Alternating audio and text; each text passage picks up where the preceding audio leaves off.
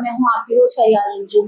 हमारा पॉडकास्ट आप जानते हैं कि डेली बेसिस पे अपलोड होता है हमारे चैनल द ट्रेंड पॉइंट पे, और हम अपने पॉडकास्ट में बात करते हैं उन लोगों से जो कि अपनी जिंदगी में स्ट्रगल कर रहे होते हैं या किसी ऑर्गेनाइजेशन को रन कर रहे होते हैं या कुछ ऐसा काम कर रहे होते हैं जो कि हटकर होता है और जो जिसके पीछे उनकी स्ट्रगल होती है, उनकी लाइफ की स्टोरीज होती है और जिसको उन्होंने एक जद्दोजहद के बाद अचीव किया होता है। तो नाज़रीन, सबसे पहले तो वो लोग जो जिन्होंने अभी तक हमारे चैनल को सब्सक्राइब नहीं किया और वो वीडियो देख रहे हैं तो प्लीज आप हमारे चैनल द ट्रेंड पॉइंट को सब्सक्राइब करें और शेयर करें और कमेंट करें, और हमें अगर आप किसी हवाले से बात करना चाहते हैं, कोई टॉपिक जो आपकी चॉइस का है, हमें कमेंट में बताएं कि हम उस हवाले से बात करें और आपके आइडियाज को स्प्रेड करें। या इसके अलावा अगर आप हमारा पॉडकास्ट ज्वाइन करना चाहते हैं तो उस हवाले से भी आप हमारे कमेंट में अपनी राय से आरा कर सकते हैं। तो नाज़रीन, जैसे कि हमारे गेस्ट जो है वो हर फील्ड से, हर शोबे से, हर डिपार्टमेंट से होते हैं और उनका जो हम लाइफ एक्सपीरियंस है, जो उनकी मोटिवेशनल स्किल्स हैं, जो उनकी स्टोरीज हैं, वो आप तक शेयर करते हैं और उनसे जानते हैं कि उन्होंने क्या हर्डल्स अपनी लाइफ में फेस की और वो कौन से ऐसे काम थे जो उन्होंने किए और जिस पे उनको क्रिटिसिज्म सुनने को मिला, या जिस काम को लेके, जिस मकसद को लेके वो चले और वो उस मकसद में, उस काम में किस हद तक कामयाब हुए। तो ऐसे ही एक गेस्ट हमारे साथ है जो कि मल्टी डायमेंशनल टैलेंटेड है, मींस कि उनमें मल्टीपल एस्पेक्ट्स पे वो काम कर रही हैं। She is a content creator, she is a housewife, she is having family, she is running a family and plus she is a makeup artist too. So wow, she is a very talented lady and she is working to promote her talent and she must be facing some problems in her life. So चलिए हम उनसे बात करते हैं और उनका एक उनकी जुबानी उनका एक शॉर्ट इंट्रोडक्शन देखते हैं। अस्सलाम वालेकुम, मैं हूँ आरज़ू यूनुस और मैं एक मेकअप आर्टिस्ट हूँ, कंटेंट क्रिएटर भी हूँ और हाउसवाइफ भी हूँ और मैं एक फाउंडेशन के साथ as a women wing leader भी काम कर रही हूँ। तो मैं कुछ मेकअप ट्यूटोरियल्स वगैरह बनाती हूँ अपने इंस्टाग्राम पे, यूट्यूब पे। इसके अलावा जो है डेली ब्लॉगिंग भी करती हूँ, कुछ फनी कंटेंट भी होता है, तो काफ़ी ज़्यादा मज़े की चीज़ें जो है वो मैं पोस्ट करती रहती हूँ अपने इंस्टाग्राम पर और अपने सोशल मीडिया के चैनल्स पर। तो बस बाकी जो है मैं आपको अभी ऐसे ऐसा बताती रहूँगी कि मैं क्या क्या करती हूँ। वेरी गुड आरज़ू, आप मेकअप आर्टिस्ट भी हैं, कंटेंट क्रिएटर भी हैं। सबसे पहले मेकअप के हवाले से बात कर लेते हैं क्योंकि खवातीन का सबसे फेवरेट है, मेरा भी फेवरेट है और हम सब, क्योंकि खवातीन को ये फोबिया होता है ना, ये बस अच्छा दिखना है, प्यारा दिखना है। हम कहीं भी जाएं, शादी में जाएं, महफिल में जाएं, तो बस जाएं तो छा जाएं, ऐसा हम मेकअप करके जाएं, ऐसी ड्रेसिंग करके जाएं। तो आप बताएं कि जो आपके पास क्लाइंट्स आती हैं वो उनकी क्या डिमांड होती है आपसे, वो किस तरह का मेकअप आपसे चाहती हैं और किस तरह का लुक चाहती हैं, और वो क्या वो भी ऐसे ही सोचती हैं कि हम अच्छे लगें, सबसे अच्छे लगें? अच्छा, हमारी सोसाइटी में ना एक चीज बहुत ज्यादा नॉर्मल कहेंगे इस चीज को, या फिर बहुत ज्यादा ट्रेंड में, कि आप मेकअप में ना बस गोरे लगने चाहिए। आप ये नहीं देखेंगे आप ब्रिटिश कॉम्प्लेक्शन के या बहुत ज्यादा गोरे हैं तो आपने गोरी फाउंडेशन नहीं लगानी। अगर आप ब्रिटिश हैं तब भी आपको गोरा ही लगना है और अगर आप बहुत ज्यादा फेयर है तो तब भी उनको गोरा ही लगना है। उन्होंने अपने से फिर भी 1-2 शेड लाइट नहीं लगानी है अपने फेस पर। तो अगर मेरे पास कभी ऐसा हो कि थोड़े से ब्रिटिश कॉम्प्लेक्शन के लोग आ जाए और मैं उनको उन्हीं का शेड लगा दूं तो उनका आगे से ये जवाब होता है, हम मेकअप के बाद गोरे नहीं लग रहे तो ये जो है हमारी सोसाइटी में। लेकिन अब आहिस्ता आहिस्ता मैंने देखा जब से सोशल मीडिया, इंस्टाग्राम पे ट्यूटोरियल्स आने लगे तो लोगों को बहुत ज्यादा अवेयरनेस मिली है कि वो अब अपना ही शेड खरीदते हैं फाउंडेशन में। ये नहीं कि अगर वो फर्ज करें कि बहुत गोरे हैं तो अपने से लाइट 2-3 शेड ले लें। नहीं, अभी मैंने देखा रिसेंटली कि जो लोग बहुत सालों पहले बहुत वाइट फाउंडेशन लगाते थे, अब वो बहुत ज्यादा अवेयरनेस आने के बाद जो है अपने कॉम्प्लेक्शन की यूज करने लगे, जो कि अच्छी चीज है। क्योंकि कोई फायदा नहीं है अगर आप अपने जो आपका जो नेचुरल कलर है आप उसके अंदर जो है वो खुश होने चाहिए, कंफर्टेबल होने। बिल्कुल, हमारी परसेप्शन यही है कि बस चिट्टा गोरा चमकीला चेहरा, वो फिर वो होता है ना, वो समझते हैं कि हम अलग से चमकेंगे या हम अलग से। और इस चीज को कंफर्टेबल रहना चाहिए इस चीज में कि आप गोरे हो या फिर आप ब्रिटिश हो। आप अगर कंफर्टेबल नहीं होगे इस चीज में तो कभी भी अगला बंदा आपको जो है ना कभी भी कॉम्प्लीमेंट नहीं देगा इस बारे में। अगर आप ही अपने कलर से या अपनी कोई भी अगर आपके अंदर कुछ इस तरह की खामी है, तो अगर आप ही खुश नहीं होगे तो अगला बंदा जो है उसको तो मौका मिलेगा ना कि वो आपके अंदर और बुराइयां निकालता रहे और फिर आप डिमोटिवेट हो जाते हो उस चीज से। ऑफ कोर्स हमारी सोसाइटी का जो ये पर्सपेक्टिव है, मैं भी इससे टोटल डिसएग्री करती हूँ। बचपन से लेके शादी तक, शादी के बाद तक एक रूट सी मेंटेलिटी है कि बस बच्चियों को, और हम ये रिकमेंड करते हैं कि ये लगा लो, ये ट्रीटमेंट कर लो। हर माँ, हर घर का यही एक डिमांड होती है कि जो बच्चियां हैं वो चिट्टी गोरी नजर आनी चाहिए, और चाहे उसके पीछे उनकी स्किन ही खराब क्यों ना हो रही हो। और आप देखें कि सबको ही अल्लाह ताला ने खूबसूरत बनाया है। Colour is not pure beauty, but the beauty lies beyond the eyes of its viewers. तो देखने वाले की आंखों में हुस्न होता है, ना कि चेहरे पे या कलर में या स्किन टोन में। हमारा स्किन टोन हमारी ब्यूटी नहीं होता। हमारी ब्यूटी हमारी सक्सेस, हमारी एजुकेशन और हमारा वे ऑफ टॉकिंग और हमारे खुश रहने पे मुनहसर है। क्या मैं ठीक बोल रही हूँ? और बाकी मैं भी यही देखती हूँ कि पहले ये कॉन्सेप्ट बहुत होता था, और हम पहले 90s से पहले की जो शादी की पिक्चर्स भी देखते थे तो उसमें ये होता था कि फेस जो है वो ब्राइट होता था बाकी चीजों से। और इस पे एक लतीफा भी आया कि एक खातून जो थी उनको उनकी मुलाकात एक लड़की से हुई, तो वो जो है उसका कलर टोन जो पहले कुछ था फिर बाद में कुछ था, तो उनसे पूछा कि बेटा क्या इस्तेमाल कर रही हो, माशाल्लाह बड़ी जो है ना तुम गोरी होती जा रही हो, तुम्हारा रंग निखर रहा है। तो उसने ये कहा कि मैं ना नमाज पढ़ती हूँ और नमाज पढ़ने से मेरे चेहरे पे नूर आ रहा है। तो फिर खातून ने जवाब दिया कि भाई सुन्नतें और निफिल भी पढ़ लिया करो ताकि हाथ पैर भी तुम्हारे साफ हो जाए। तो ये पर्सोना है। अच्छा, अगर ब्यूटीफाई करने की बात करें ना तो सेंटर ऑफ फोकस सिर्फ चेहरा होता है ना। अब वो अब पता ही लग रहा होता है कि हाथ बिल्कुल अलग और चेहरा बिल्कुल अलग। तो सबसे ज्यादा काम जो खराब किया ना ये नाइट क्रीम्स और इन सब ने किया, क्योंकि इसके अंदर एक तो मरकरी होता है जो बहुत खतरनाक होता है आपकी स्किन के लिए। आपकी जो ऊपर की आउटर स्किन होती है वो उसको बिल्कुल डैमेज कर देता है। सही। और फिर उससे आपको डायरेक्ट सनबर्न भी हो सकता है, कैंसर भी हो सकता है स्किन का। इतनी ज्यादा खतरनाक होती है। कुछ लोग मुंह पे तो लगाते हैं, हाथों पे भी लगाते हैं, पाँव पे भी लगाते हैं। सही। तो ये चीजें सही नहीं होती। हम भी अपने प्लेटफॉर्म के जरिए ये चीजें बहुत ज्यादा बताते हैं। मुझे अक्सर लड़कियों के ये मैसेजेस आते हैं कि आप ये बता दें कि हम जो है हमारी शादी होने वाली है, तो आप हमें ये बता दें कि जो है ना आप 1 महीने में मैं गोरी हो जाऊँ। मेरे शौहर बहुत गोरे हैं, होने वाले शौहर बहुत गोरे हैं, तो आप मुझे भी कोई ऐसी क्रीम बता दें। तो उनको बहुत काउंसलिंग करनी पड़ती है कि देखें ऐसे नहीं, ऐसे नहीं ऐसे। तो मैं कहती हूँ आप चाहे मोटे हो, चाहे पतले हो, चाहे गोरे हो, चाहे काले हो, आप कंफर्टेबल रहने चाहिए अपने उस चीज के अंदर। सही। आपको कॉन्फिडेंस होना चाहिए कि हाँ नहीं यार मैं जो हूँ ना मैं मतलब सही हूँ। ठीक है, कभी कभी कोई चीज आपके लिए सही नहीं भी होती है, जैसे कि बहुत ज्यादा मोटापा आपके लिए नहीं सही होता, लेकिन वो जाहिर सी बात है किसी न किसी हाथ की वजह से हुआ होता है। बिल्कुल। तो मेरा शुरू से यही, अगर मुझे कोई मैसेज भी करता है कि आप ही हमें ये बता दें, तो पहले तो मैं उनको पूरी काउंसलिंग करती कि नहीं ऐसे नहीं, ऐसे नहीं, ऐसे नहीं, ऐसे नहीं। तो कुछ लोग समझ जाते हैं, कुछ लोग नहीं समझते। वो कहते नहीं आप ये सारी बातें छोड़े, बस आप हमें क्रीम बता दें, वो टोटका, वो नुस्खा बता दे। बिल्कुल। आपसे मदर्स अप्रोच करती है कि मेरी बेटी है और ये है, उसकी शादी नहीं हो रही, रिश्ते नहीं आ रहे, आप कोई ऐसा टोटका बताएं कि वो फेयर हो जाए और उसका अच्छा रिश्ता लग जाए, इस तरह का। अच्छा, मेरी जो ऑडियंस है ना ज्यादातर 15 से 26 साल के करीब की है। तो यहाँ तो उसमें ज्यादातर स्टूडेंट्स हैं, यहाँ फिर उसमें जो है वो हाउसवाइफ्स भी हैं, यहाँ फिर वो हैं जिनकी अभी शादी होने वाली है। सही। तो ज्यादातर वही लड़कियां अप्रोच करती हैं, लेकिन मेजोरिटी मेरे पास बहुत ज्यादा सेंसिबल ऑडियंस की है। अच्छा। मतलब हर चीज को समझती हैं, हर चीज को अप्रिशिएट करती हैं और सही गलत की बहुत हद तक पहचान है।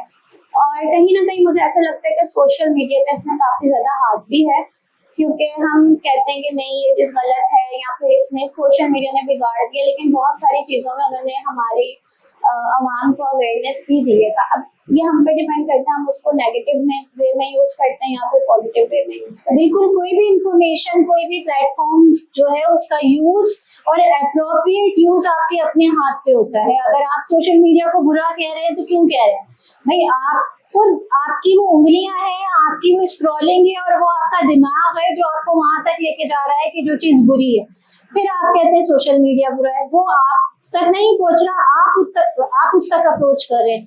तो किसी भी चीज को बुरा कहने से पहले अपने गिरबान में जरूर झांक लेना चाहिए। अच्छा, मेकअप आर्टिस्ट को ज्यादातर जो है ना वो मर्द हजरात की बददुआएं लग रही होती है कि शादी के वक्त, बारात के वक्त जो निकली दुल्हन बन के आई वो कुछ और थी और मुंह धो के जो सामने आई वो कुछ और, फिर वो कहते हैं कि पार्लर वाली को बददुआएं लगेंगी हमारी। तो इस बारे में क्या कहते हैं कि ब्राइड को क्या से क्या कर देते हैं और फिर बाद में जब रियल फेस में आती है तो बेचारे दूल्हे का तो दिल ही टूट जाता है। अच्छा, मेकअप का ये है कि जब से मैंने मेकअप करना स्टार्ट किया, मेरी बहन की भी शादी थी अक्टूबर में, तो उसको मैंने उसकी मेहंदी पे तैयार किया। तो मतलब मेरा एक मेकअप करने का तरीका ऐसा है कि अगला बंदा लगे कि वाकई में वो है। जैसे अगर आप हैं, मैं आपको मेकअप करूंगी तो मुझे या किसी और को देख के ये लगेगा कि आप ही हैं। सही। फीचर्स को इनहेंस करना होता है, ये नहीं कि आप बिल्कुल अगले के ऊपर पेंट करके उसकी शक्ल बदल दो। हाँ नहीं, मैं तो ये देखती हूँ, ये चीज भी लोगों को समझनी चाहिए। मेकअप आर्टिस्ट जो है वो मेकअप आर्टिस्ट होता है, वो प्लास्टिक सर्जरी नहीं कर देता। सही। अब कुछ क्लाइंट्स आते हैं, वो कहते हैं हमारे मुंह पे दाने हैं, आप मेकअप से इसको हाइड कर दो। तो ये चीज उनको समझनी चाहिए कि हम कंसील कर सकते हैं, हम करेक्टिंग कर सकते हैं, हम उस पर फाउंडेशन लगा के उसको हाइड कर सकते हैं। लेकिन अगर आपके फेस पर टेक्सचर है तो हम उसको प्लास्टिक सर्जरी करके रिमूव थोड़ी कर सकते हैं। हम मेकअप आर्टिस्ट हैं, हम कोई जादूगर नहीं है। बिल्कुल। तो ये चीज बहुत लोगों को समझ नहीं आती, कुछ लोगों को समझ भी आ जाती है। तो बस मिक्स कॉन्सेप्ट चल रहा है। अगर 80% लोग समझते हैं तो 20% ऐसे लोग आते हैं कि जो बस ऐसी बात कर देते हैं, आपका दिमाग खराब हो जाता है।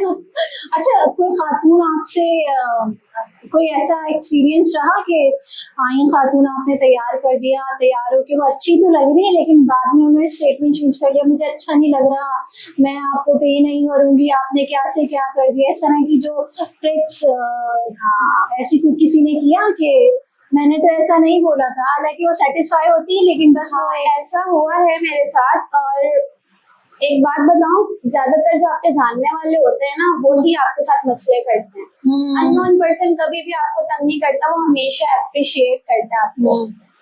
तो तकरीबन 2 या 2.5 साल पहले इस तरह का कोई इंसिडेंट हुआ था कि उन्होंने मेकअप करवा लिया, सब कुछ करवा लिया, अपनी मर्जी का हेयर स्टाइल बनवा लिया। जो मेरी बहन है वो मेरे साथ हेयर स्टाइलिंग करवाती है अंसा। तो मेकअप करवाने के बाद कहती हैं मैं काली काली लग रही हूँ।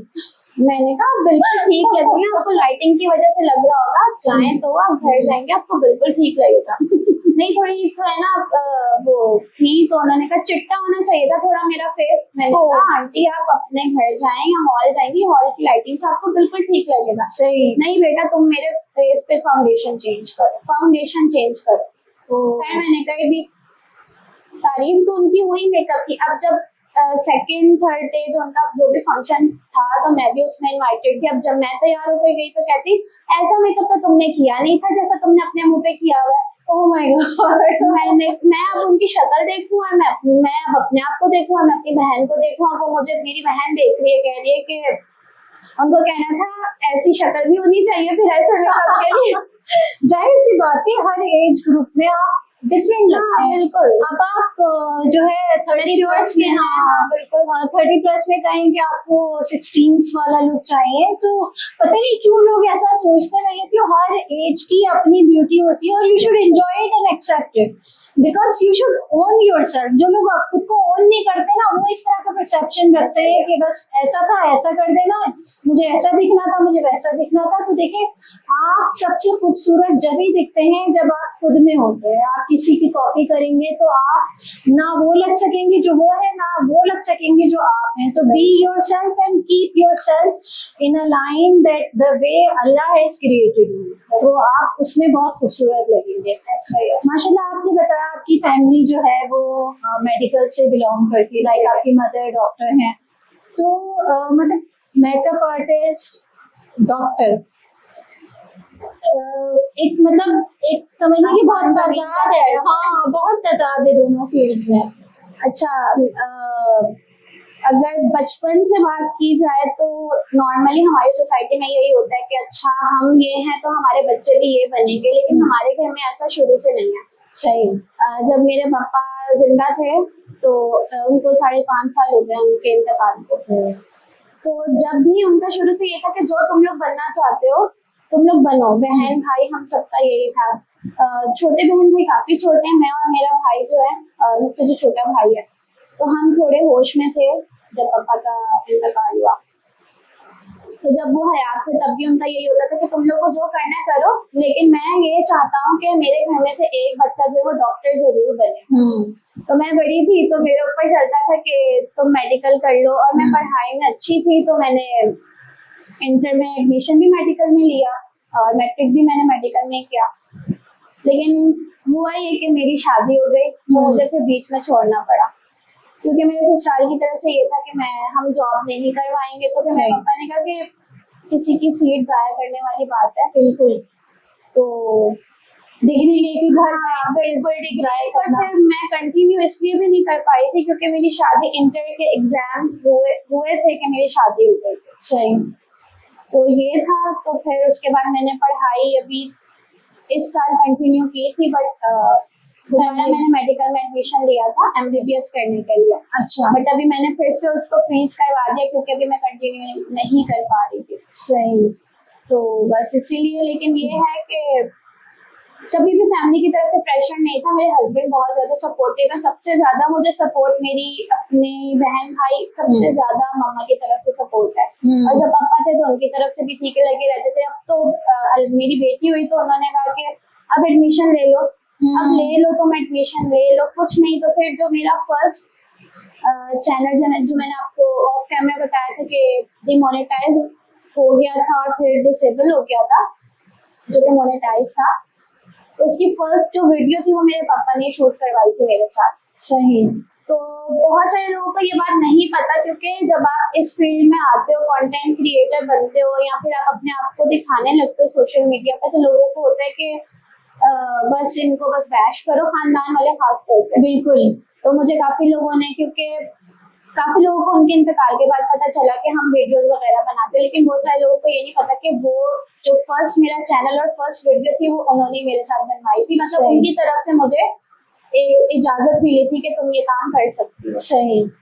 तो ये मैं चीज आज बता रही हूँ, तो तब से मैं कंटिन्यू कर रही हूँ, लेकिन बहुत सारी लिमिट्स हैं, मैं अपने लिमिट्स में रह के करती हूँ कि मुझे ये मेरी लिमिट्स है और मुझे इनके अंदर रहकर ही काम करना है। बिल्कुल।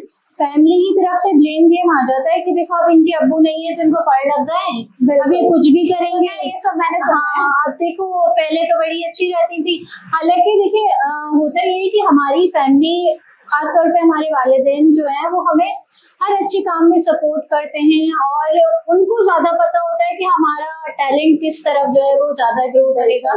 तो और वैसे भी बाप तो समझने के फर्स्ट एंड लास्ट हीरो होते हैं हर बेटी के लिए, तो वो जो बात है ना वो वही सच्ची बात है कि बाप ही बेटियों को सपोर्ट करता है। फिर सेकेंडली अगर आपको हस्बैंड माशाल्लाह आपने जैसे बताया तो बड़े सपोर्टिव मिले हैं, तो जाहिर सी बात है कि भाई पेरेंट्स ऐसे ही पार्टनर को सिलेक्ट करते हैं जो कि आपके नेचर से, और क्योंकि वो आपको जानते हैं और वो जो पार्टनर आपके लिए सिलेक्ट करे उसको भी जानते हैं कि वो किस हिसाब से आपको जो है इंटरेक्ट करेगा या आपकी लाइफ को कैसे लेके चलेगा। तो ऐसा है। अच्छा ये बताएं कि सोशल मीडिया का दौर है, कंटेंट क्रिएटर हैं आप, तो आपको ट्रोलिंग्स भी बेयर करनी पड़ती होगी, लोग जो है वो नेगेटिव कमेंट्स भी करते होंगे और माशाल्लाह मतलब ड्यू टू योर लुक्स, और मतलब आप अगर नाम बताएं किसी को कि आप मैरिड हैं तो कोई आपको उस हवाले से भी तंग करता होगा कि like I like you and all that, जो फिल्मी स्टोरीज चल जाती है। ऐसा अभी तो कुछ भी नहीं हुआ।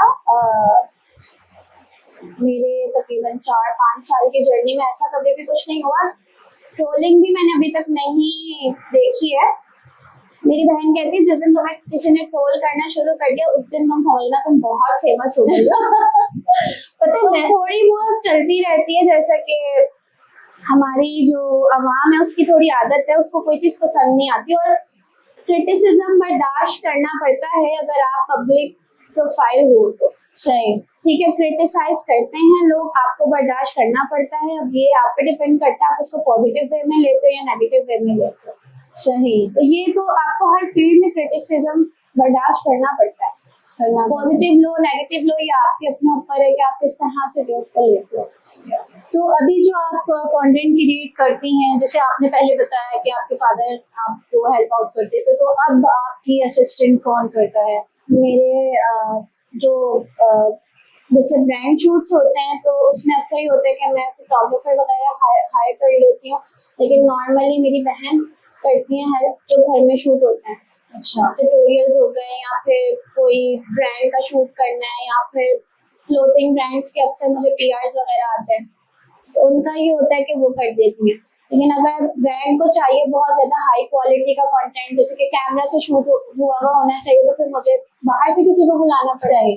लेकिन ये है कि मेरी जो बहनें हैं और भाई हैं वो सपोर्ट करते हैं। जो सबसे छोटा वाला भाई है उसको काफी ज्यादा नॉलेज है वीडियोस और इन सब चीजों की, तो वो हेल्प कर देता है। क्योंकि आजकल ये बहुत ही ज्यादा ट्रेंडिंग है, सोशल मीडिया एवरीथिंग में हम देख रहे हैं कि ये बहुत ज्यादा ट्रेंडिंग है। और हम ये देख रहे हैं पहले तो लोग अच्छी चीज को ज्यादा सपोर्ट करते थे, आजकल जो है बुरी चीजें ज्यादा जो है वो प्रमोट हो रही है। और अब तो ये कहा जाता है कि अगर लोग आपके पीछे आपके हवाले से बात करें, इसका मतलब ये है कि आपने कुछ ऐसा किया है जो उनके जहनों में उतरा है। हमारे पास बहुत सारी रिसेंट एग्जाम्पल्स हैं, सिंगर्स हैं, डांसर्स हैं, जो मतलब जिनको हमने देखा कि रातों रात उनके टाइम बदले, वो रोल हुए। और आजकल मेरे ख्याल से कि ट्रोलिंग ज्यादा सक्सेस फेमस कर देती है। हाँ, ट्रोलिंग, जिसकी ज्यादा ट्रोलिंग हो रही है इसका मतलब वो ज्यादा सक्सेसफुल है, ऐसा है। अच्छा, माशाल्लाह आप हाउसवाइफ भी हैं, तो थोड़ा सा ये बताएं कैसे मैनेज करती है फैमिली, वर्क, बच्चे और हस्बैंड स्पेशली? क्योंकि हस्बैंड खुद एक समझने के बच्चे होते हैं, मेरे ख्याल से उनकी मेंटालिटी, उनके जो टेंट्रम्स होते हैं वो बच्चों वाले ही होते हैं। हमारे केस में थोड़ा सा उल्टा हिसाब है।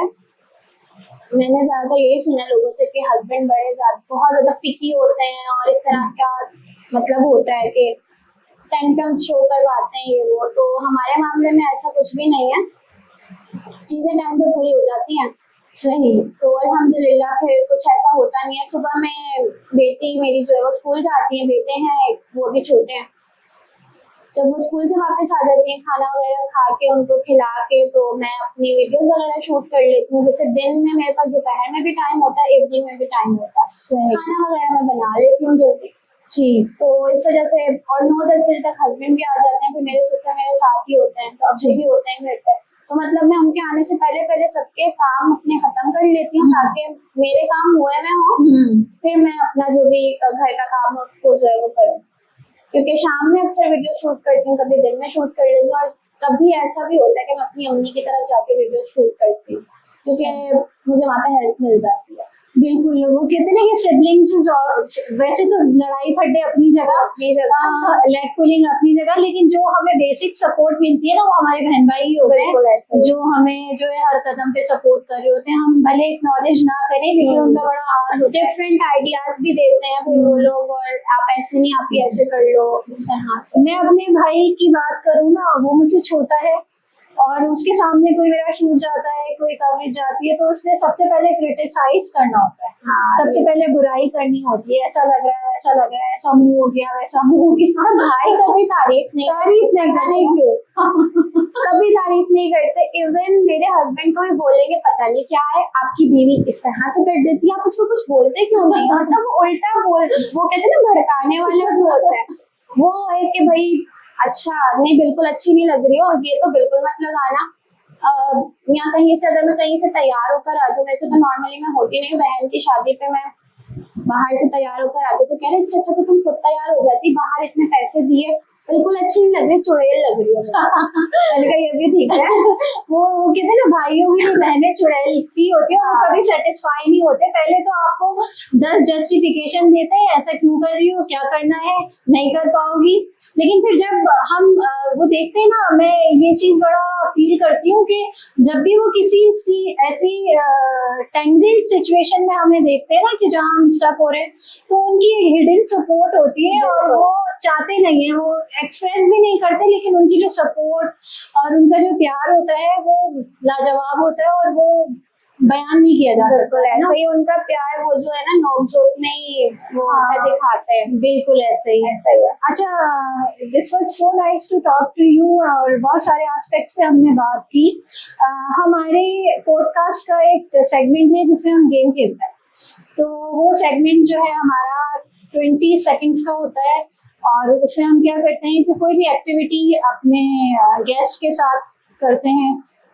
तो हम आपके साथ जो एक्टिविटी करने जा रहे हैं वो ये है कि आपकी हम जो है आइस क्लोज करने में हाँ टाई कर देंगे और आपने ब्लाइंड ड्राइंग करती हैं आप? पेंटिंग्स में बनाती हूँ, ड्राइंग किए हुए बहुत टाइम हो गया, लेकिन ड्राइंग मेरी अच्छी थी जब मैं करती थी।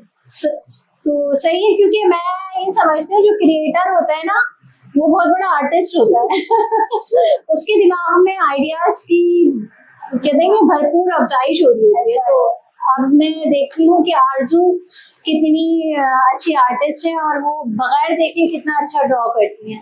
ठीक है जी। तो नाजरीन, मेरे हाथों में आ चुकी है काली पट्टी जो हम आरजू की आइस पे बांधेंगे और बगैर देखे इन्होंने ड्रॉ करना है। देख के तो सब कर लेते हैं, अच्छा कर लेते हैं, पेंटिंग भी कर लेते हैं, इन्होंने बगैर देखे 20 सेकंड नहीं, आज हम इनको थोड़ा ज्यादा टाइम दे देते हैं, इनको 30 सेकंड्स दे देते हैं क्योंकि थोड़ा टफ टास्क दे रहे हैं इनको। हम बनाना क्या है ये तो बता जो आपको समझ आए कुछ भी इमेजिनेशन से। तो देखते हैं कि आरजू क्या बनाती है। अच्छा आरजू, अगर आप कुछ अच्छा ड्रॉ करेंगी ना आपको गिफ्ट भी मिलेगा हमारी तरफ से। अगर पेंट्स होते तो मैं कुछ अच्छी पेंटिंग करती, क्योंकि इंस्टाग्राम के ऑडियंस को पता है मैं पेंटिंग करती हूँ, लेकिन ड्राइंग चलिए कुछ लाइफ में आए कि कुछ अच्छा बन जाए। लाइफ में कुछ भी जो है फर्स्ट टाइम जरूर ट्राई करना चाहिए। तो हम पहले सबसे ये रिबन टाई कर देते हैं।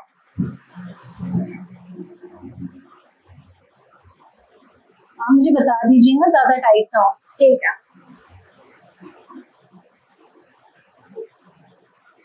नजर आ रहा है? नजर आ रहा है? इसको डबल फोल्ड करना है। नहीं तो अच्छा है ना, आप थोड़ा चीटिंग थोड़ी चीटिंग कर। ठीक है हाँ चले। आरजू ये आपकी पेंसिल है, ये पैड है सॉरी, और ये पेंसिल है। स्टार्ट करना है और आपके पास टाइम है 30 सेकेंड्स का। 30 सेकेंड जी। 1 2 3 स्टार्ट। अच्छा, मैं सोच रही हूँ जब हम बचपन में घर बनाते थे ना वो उस टाइप का कुछ बना दूं। मुझे नहीं पता क्या बन रहा है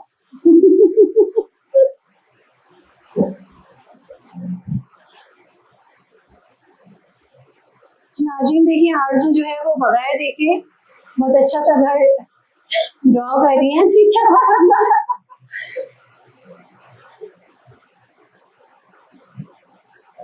तो ये वाली जो पेंटिंग है ना, मतलब बचपन में हर किसी ने बनाई हुई और बिल्कुल बहुत ज्यादा वो एक मेमोरीज होती है। पीछे पहाड़ यही बनाने आती है बचपन में, पहाड़ दरख्त और वो पानी और एक डक। मुझे टीचर सिखाते हैं 2 से डक कैसे बनाते हैं। ये सन है जो आरजू के घर पे ही चढ़ गया है। देखिए कुछ इस तरह पता नहीं कुछ तो हो ही रहा है।